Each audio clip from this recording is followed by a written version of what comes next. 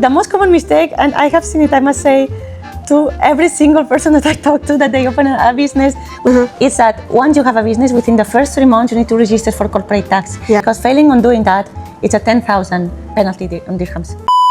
因为我最近接触了很多在阿联酋创业的人，非常打破我刻板印象的是，很多人包括我在内都觉得在迪拜做生意意味着低税甚至免税，合规简单，没有什么好操心的。然而事实是，阿联酋已经在过去几年逐步转型成为一个低税高监管的现代化营商环境。如果你创立一个新公司，你的认知没有跟上，还是用旧思维在运作，很容易误踩高额罚款的红线。当然我自己也不是财税这一块的专家，所以我请教了 Helena， 一家负责多国财税数字化企业服务平台的 COO。上一期他已经跟大家聊过迪拜的创业氛围，那这一次我就让他专门分享一下在阿联酋创业大家在财税上最容易踩的几个坑。 The UAE itself, in terms of incorporating a company, is not just one country. It has plenty of options. There's mainland, there's free zones. And UAE, it's not anymore 0% tax, corporate tax. It is still for personal tax, not for companies. Companies have a flat rate of 9% that starts applying after you exceed 375k dirhams per financial year. Yeah. Right? After that amount, it's taxable at 9%. Now, with free zones, if you're eligible, and there are different requirements, and actually pay 0% taxes even if you exceed that amount of revenues. Free zones in general, there are actually almost 50 free zones in the UAE, right? And again, it depends on the industry, and it depends on if you already have a business or not. What type of business do you want to create if you don't have it yet? What's the average amount of revenues that you would have? Where are your clients going to be based? Because based on those questions, we could actually assess what's the best place that you could be incorporating. And if you're choosing the free zone in order not to pay taxes, make sure you have an advisor that can actually guide you through what are the requirements for you to actually apply for this free zone person qualification, right? Yeah. That's really important. After your financial year end, after 9 months, you need to file your corporate tax. If you fail to do so, there are a lot of penalties.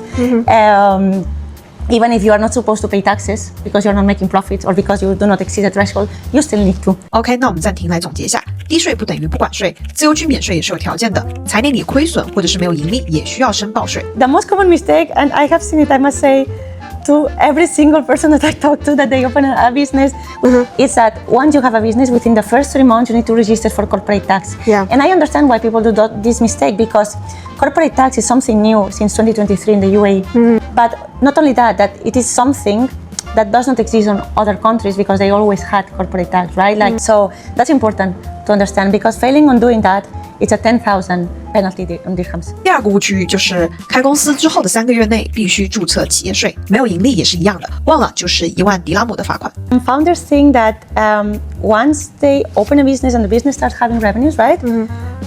Well, it's like, okay, I want to use that money.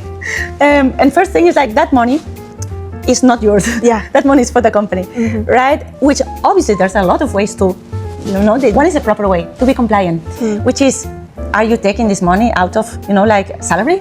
Are you taking this money as a dividend? Are you giving yourself a loan? Because that's also fair, right? But there are certain things you need to take into account, because if you are paying yourself as dividends, or like there needs to be a dividend resolution, or there needs to be a document to back up this, right? And for your accountant to be able to book this in the correct way on the books as well, right? Because everything that you do with money, in and out, should be correctly reflected. 这个第3个常见误区就是能免税不代表不用记账，账目从第一天就要开始做规范，如果你账目有问题，罚款照样从1万迪拉姆起。 Then invoicing is another thing. It will be affecting soon everyone.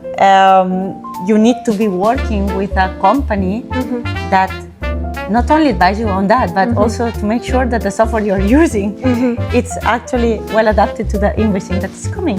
Yeah. Right? And then the third part of payroll, we were discussing this. It's not affecting us because we're a company that we are already paying the salaries at the end of the month. Yeah. But if there are some companies paying it 5 days later and so on, you get fined, right? Yeah. So it's important that you are aware of those things. I believe they are good at creating, building things, solving problems, right? They should not be spending their time on back office or what do I need to register now, like which compliance thing the government is requiring me to do. So my tip would be to not to try to do everything yourself. Do it with someone that is up to date on the technologies that it requires, because information is key. If you have the information on hand and real time, you can take better decisions for your business, right? When you have the data on hand and when you are using tools that are up to date, the decisions you are taking is not based on data you had 1 year ago, but based on data you have now. You need to have real-time data to also identify where's the gap.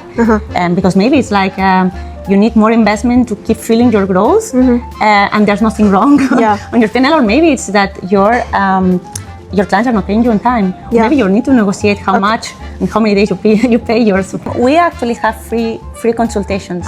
So we have in our website, you can put your contact details. We have in our website, you can put also a QR code, which is easier. And we have 30 minutes.